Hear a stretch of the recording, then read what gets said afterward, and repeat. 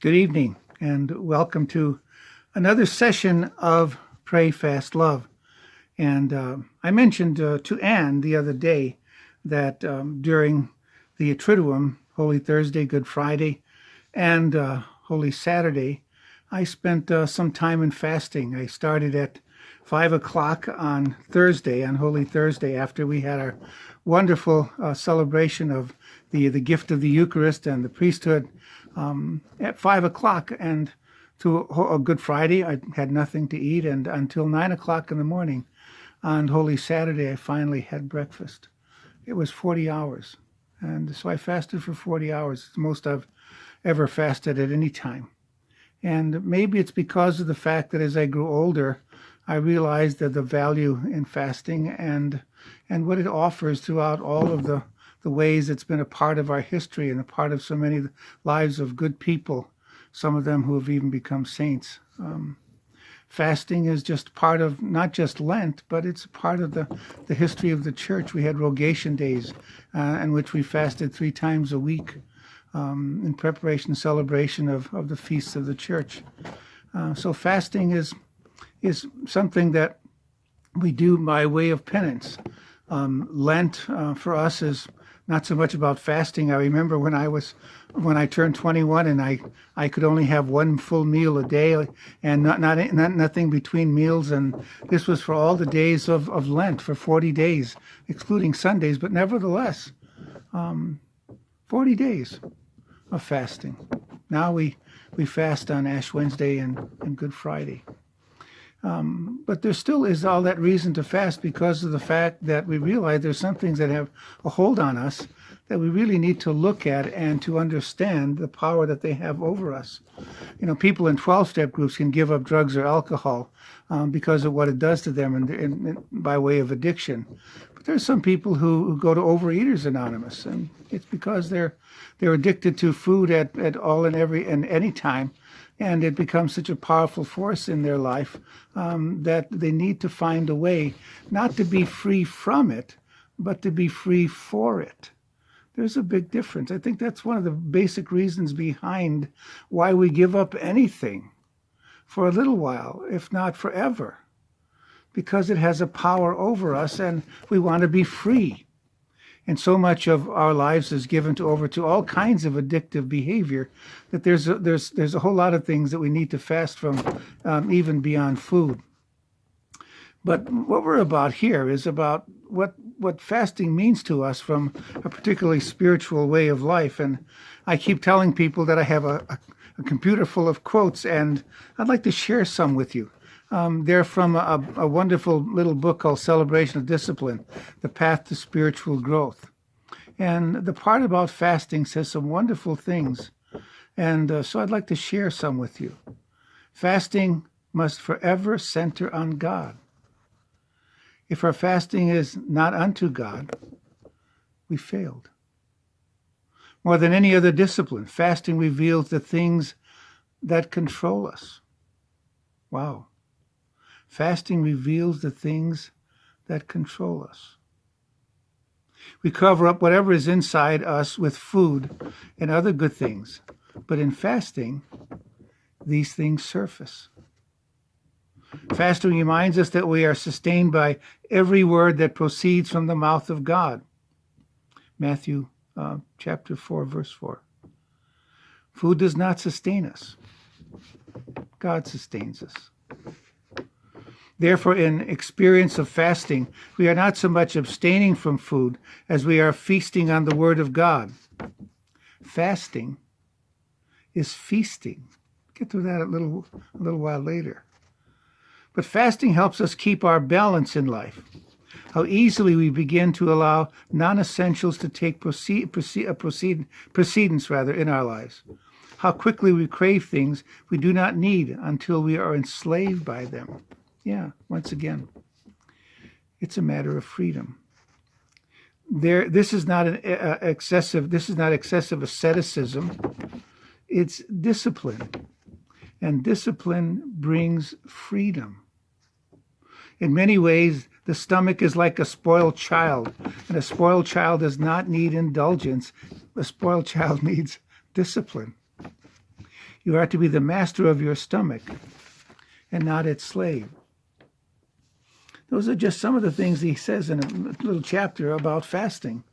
And those put everything into the perspective where it's not only about what we eat or don't eat, but it's about how we do that from a prayer perspective, from a relationship perspective with God and with one another, and how the things that we give up, all spirituality, as Richard Roth says, entails some kind of letting go. The things that he mentions most often are letting go of the need to be right, the need to be in control, the need to be successful. Those are not bad things. We should be right. We should be in control. And we should know success. It's the need. It's that overwhelming need to be something and be before the world that has a hold on us, that makes us do all sorts of things that push the world aside and say, it's all about me. It's not all about me. It's all about us and the relationship we should have with one another. I'm fond of telling people my favorite bumper sticker is, it's all about me, get over it. As much fun as I make of that, I think, that's why I feed my face so often with all kinds of things that I know are just because it's there.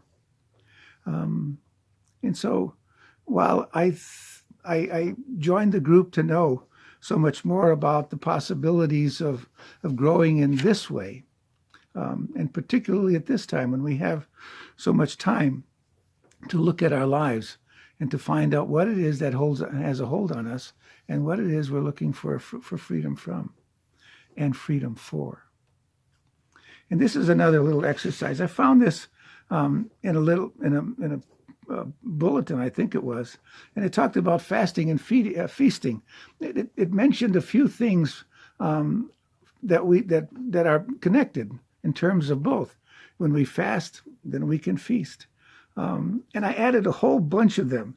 So these are quotes, but they're my own. And I put together a whole bunch of these things about feasting, fasting, and feasting that I'd like to share with you.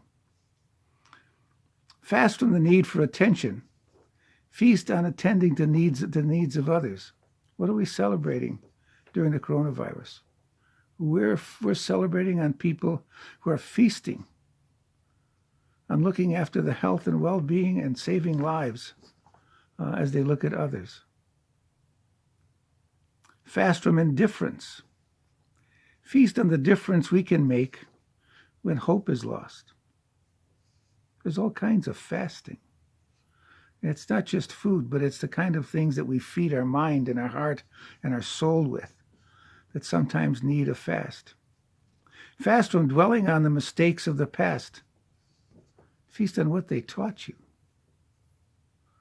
Fast from family feuds. Feast on family prayer. Fast from relentlessly searching for happiness. Feast on the joy of bringing happiness to others. Fast from closing your minds to new understandings and feast on a passion for truth. Fast from cynicism. Feast on hope. Fast from lowliness. Feast on welcoming, hospitable acceptance of others. Fast from routine and predictability. Feast on surprise and spontaneity and on an open spirit. Fast from always talking. Feast on listening. Fast from the demands of perfection. Feast on the glory of being human. Fast from the overpowering urge to win. Feast on the overpowering urge to love. Fast from false security. Feast on an abiding trust in the present. Fast from being stuck at time and place or mind, and feast on the journey. Fast from negatives. Feast on positives. Fast from bitterness. Feast on forgiveness. Fast from anxiety. Feast on hope. Fast from complaining. Feast on appreciation. Fast from thoughts of illness and feast on the healing power of God. Fast from unrelenting pressures. Feast on the power of prayer. Fast from worry. Feast on the blessings you have received. Fast from pessimism. Feast on optimism. Fast from anger, feast on patience. Fast from discontent, and feast on gratitude. Fast from pride, feast on humility. Fast from childishness, feast on childlikeness. Fast from emphasizing differences, feast on our common humanity. Fast from the struggle to bend and shape life according to one's will, feast on the peace found in accepting God's will. Fast from cursing the darkness, and feast on the light that overcomes the darkness. And that's what we celebrate, the light of Christ. The light that enters into the darkness of suffering and dying on a cross and resurrects to new life and to the offer of that new life to all of us. But there's always a price to be paid. As Bishop Sheen was fond of saying, there's no Easter without Good Friday. There's no feasting without fasting. There's a call for us now in these exercises during these weeks to do some little things to find our way into acknowledging that when we come to pray, we also come to fast, we also come to alms, to share ourselves as we do during Lent. It's always a call for us